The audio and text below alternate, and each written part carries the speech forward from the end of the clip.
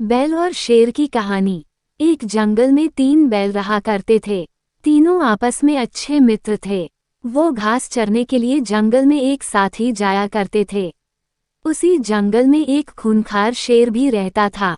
इस शेर की कई दिनों से इन तीनों बैल पर नजर थी। वो इन तीनों को मारकर खा जाना चाहता था।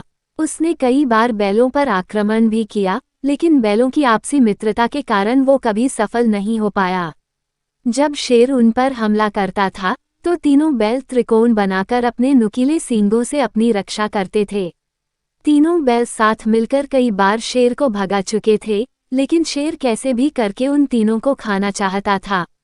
शेर यह समझ गया था कि जब तक ये तीनों साथ रहेंगे, इन्हें मारा नहीं जा सकता है।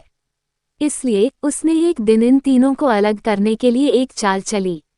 शेर ने बैलों को अलग करने के लिए जंगल में एक अफवाह उड़ा दी। अफवाह ये थी कि इन तीनों बैलों में से एक बैल अपने साथियों को धोखा दे रहा है।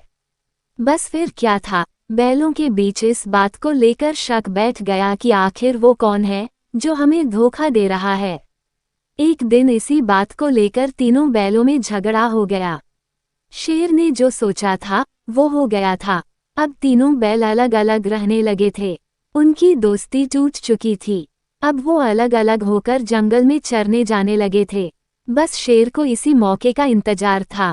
शेर ने एक दिन उन तीनों बैलों में से एक पर हमला बोल दिया। अकेले पर जाने की वजह से वह बैल शेर का मुकाबला नहीं कर पाया और शेर ने उसे मार डाला। कुछ दिनों के बाद शेर ने दूसरे बैल पर भी हमला कर दिया और उसे मारकर खा गया। अब सिर्फ एक बैल बचा था। वो समझ गया था कि शेर अब उसको भी मार डालेगा। उसके पास बचने की कोई उम्मीद नहीं थी। वह अकेले शेर का मुकाबला नहीं कर सकता था। एक दिन जब वह जंगल में घास चरने गया था तो शेर ने उसे भी अपना शिकार बना लिया। शेर की चाल पूरी तरह कामयाब हुई और उसने तीनों बैलों की दोस्ती तोड़कर उन्हें अपना शिकार बना लिया था।